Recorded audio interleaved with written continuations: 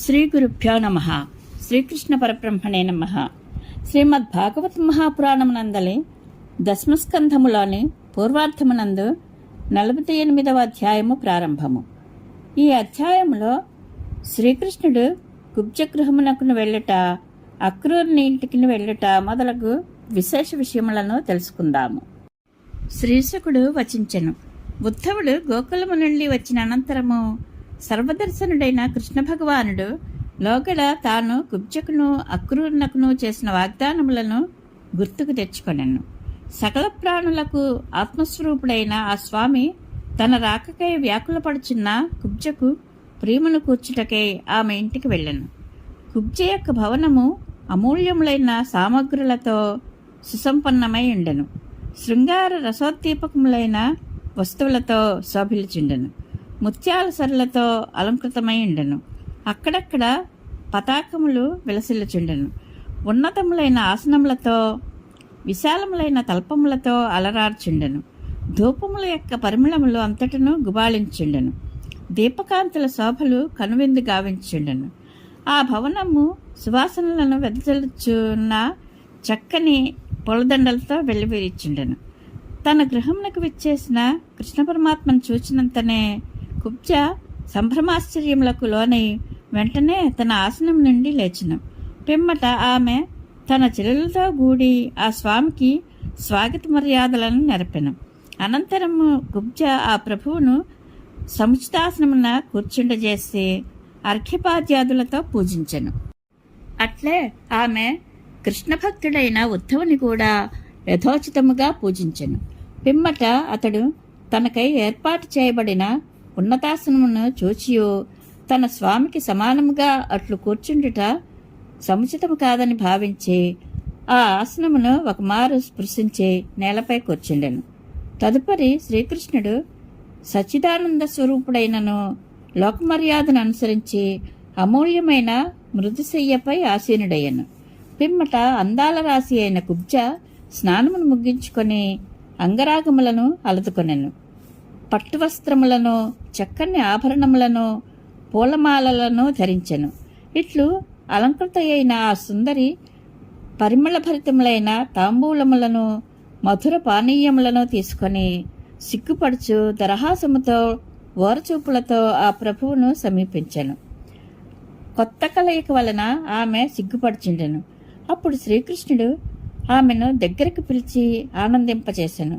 ఒక్క పర్యాయము ఆ ప్రభువునకు అనురాగంతో మైపోతలను సమర్పించిన పుణ్యఫలితముగా ఆమెకు ఇంతటి మహాభాగ్యము అబ్బెను. అంతటా కుబ్జ శ్రీకృష్ణ భగవానుని పాదార విందములను తన హృదయమునందు చేర్చుకుని కన్నులకు అద్దుకొనుచు చరణ పరిమళములను ఆఘ్రాణించుచు పరవశించిపోయాను.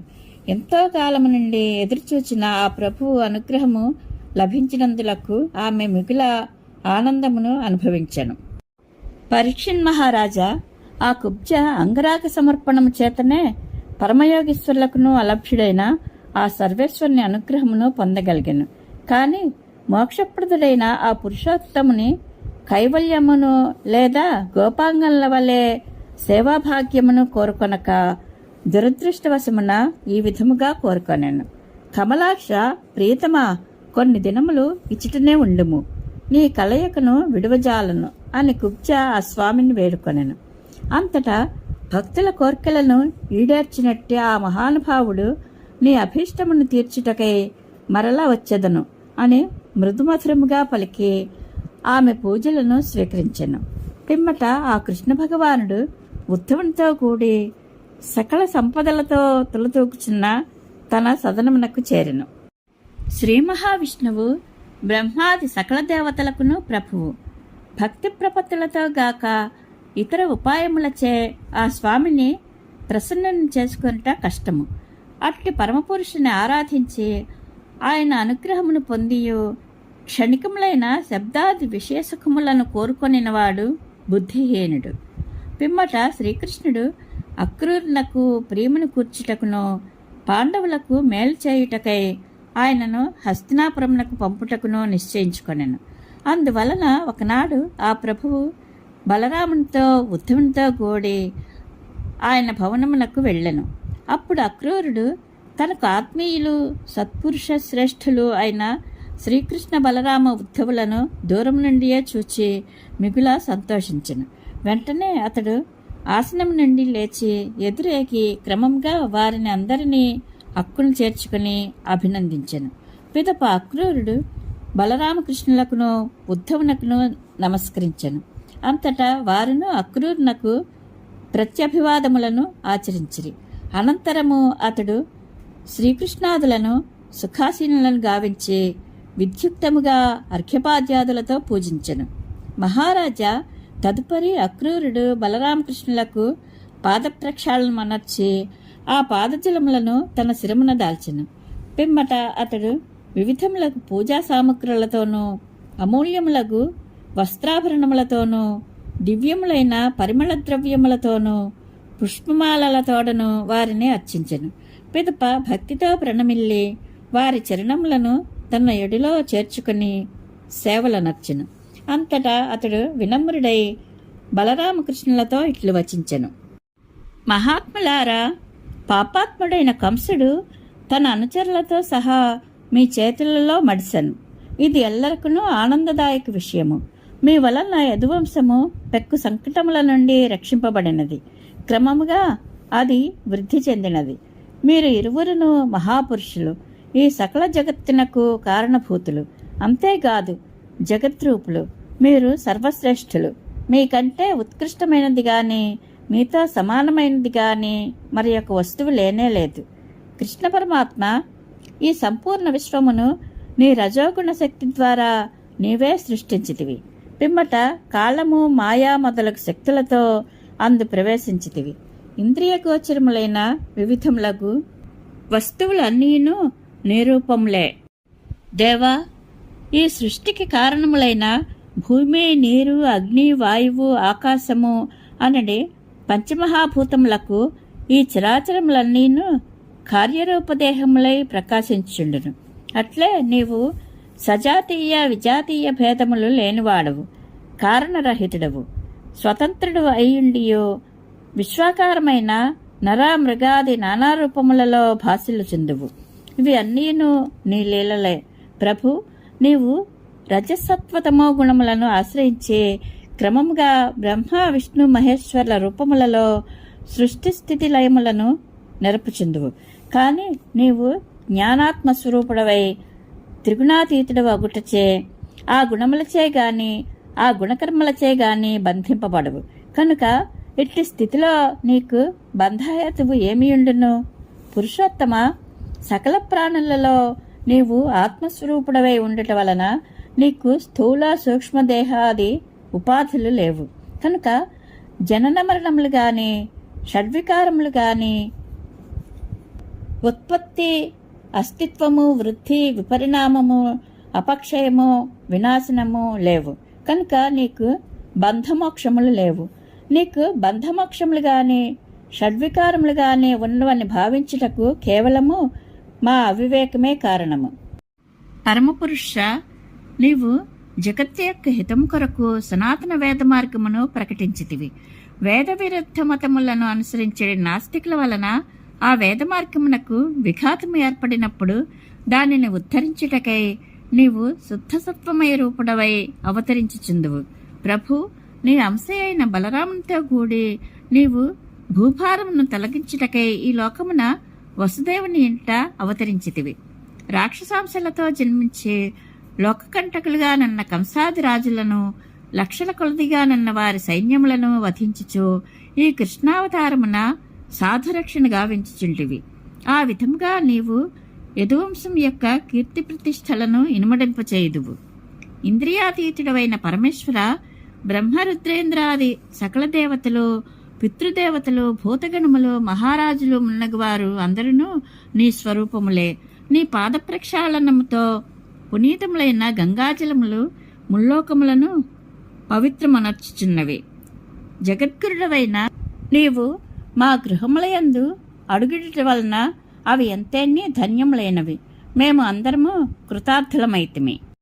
స్వామి, నీవు భక్తులకు అత్యంత ప్రియుడవు, సత్యవచనుడవు, అహైతక దయాసముద్రుడవు, కృతజ్ఞుడవు. అట్టి నిన్ను వీడి ఇతరులను శరణుజొచ్చువాడు మూర్ఖుడు. జ్ఞాని ఆ విధముగా చేయడు. అట్టి పురుషోత్తముడవైన నీవు త్రికరణ శుద్ధిగా సేవించినట్టి పరమభక్తుల యొక్క అభిలాషలను అన్నింటినీ తీర్చుచుందువు. అంతేగాక వృద్ధిక్షయములు లేనట్టి నీవు నిన్నే సమర్పించుకొందువు, అనగా మోక్షమును ప్రసాదించుచుందువు. భక్తుల యొక్క జనన మరణ క్లేశములను రూపుమాపిడి పరమాత్మ నీవు బ్రహ్మాది దేవతలకును సనక సనందాది పరమయోగులకును అందనివాడువు. అట్టి నీవు మా వంటి అజ్ఞులకు దర్శనము ఇచ్చుటయేగాక మా గృహమునకు ఏతెంచితివి. ఇది మా మహాభాగ్యము. దేవా, భార్యాపుత్రులు, సంపదలు, బంధుమిత్రులు, గృహములు, దేహములు మొదలగు మోహపాశములలో మేము చిక్కుపడితిమి. ఇవి అన్నీను నీ మాయ వలన ఏర్పడినవే. దయతో ఈ పాశములను అన్నింటినీ ఛేదించి మాకు పరమశాంతిని గూర్పము. శ్రీశకుడు నుడివెను. పరీక్షిన్ మహారాజా, షడ్గుణైశ్వర్య సంపన్నుడైన శ్రీకృష్ణుని పరమభక్తుడైన అక్రూరుడు ఈ విధముగా అర్చించే ప్రస్తుతించెను. అంతటా ఆ పరమాత్ముడు దరహాసమనర్చుచు తన మధురవచనములతో ఆయనను సమ్మోహపరచుచు ఇట్లనెను. మహాత్మా అక్రూరా, నీవు మాకు పినతండ్రివి మాత్రమే కాదు, సర్వదా హితమును కూర్చిడివాడవు కూడా. అందువలన మాకు శ్లాఘ్యుడవు, ఆప్తబంధుడవు. మేము మాత్రము నీ ముందు పసివారమే. నీచే రక్షింపబడుటకును పోషింపబడుటకును పాత్రులము, కనికరింపదగిన వారము. మహానుభావ, తమ శ్రేయస్సును కోరుకొనిడి మానవులకు మీ వంటి పుణ్యాత్ములే ఎంతయో సేవింపదగినవారు. అందులకు మీ వంటి వారిలో పూర్తిగా అర్హులు. ఇంద్రాది దేవతలు స్వార్థపరులు కావున సాధుపురుషులైన మీ వలె వారు పూజ్యార్హులు గారు. పుణ్యపురుష, జలమయములైన తీర్థములు గాని, మట్టితో శిలలతో నిర్మితములైన దేవతామూర్తులు గాని ఎంతో కాలము సేవించిన పిమ్మటనే మానవులను పవిత్రమనర్చును, వారికి శ్రేయస్సును కలిగించును. కానీ మీ వంటి సాధుసత్తములను దర్శించినంత మాత్రముననే వెంటనే మానవాళి పునీతమగును, వారికి పరమలాభములు సిద్ధించును. మహాత్మా అక్రూరా, నీవు మాకు పూజ్యుడవు, హితైషులలో శ్రేష్ఠుడవు. పాండవులకు మేలు చేయుటకై, వారి క్షేమ సమాచారములను అరయుటకై నీవు వెంటనే హస్తినాపురమునకు వెళ్ళము. సాధుపురుష, తమ తండ్రి అయిన పాండురాజు మృతి చెందిన పిదప బాలురుగానున్న ధర్మరాజు మొదలగు పాండవులను వారి తల్లియగు కుంతీదేవియు మిగుల దుఃఖితులయ్యుండిరి. వారిని ధృతరాష్ట్ర మహారాజు హస్తినాపురమునకు పిలిపించినట్లుగాను ప్రస్తుతము వారు అచటనే నివసించుచున్నట్లుగాను తెలిసినది. అక్రూర, ధృతరాష్ట్రుడు సహజముగా గ్రిడ్డివాడు, పైగా మనోబలము లేనివాడు. అందువలన అతడు దుష్టుడైన పుత్రుని మాటలకు లోబడి తన తమ్ముని కుమారులైన పాండవులను తన పుత్రులతో సమానముగా చూచుటలేదు. ఈ విషయము నీకును తెలియను కదా.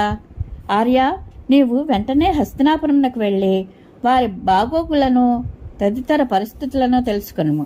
అనంతరము మనకు ఆత్మీయులైన ఆ పాండవులకు సుఖమును కలుగచేయుటకై ప్రయత్నింతము. సర్వసమర్థుడైన కృష్ణ భగవానుడు ఈ విధముగా అక్రూరుని ఆదేశించిన పిమ్మట బలరామునితో ఉద్ధవునితో కూడి తన భవనమునకు చేరెను. ఇది శ్రీమద్ భాగవత మహాపురాణం నందలి దశమస్కంధంలోని పూర్వార్థమునందు 48వ అధ్యాయము సంపూర్ణము. శ్రీకృష్ణానుగ్రహ ప్రాప్తిరస్తు. శుభం భూయాత్.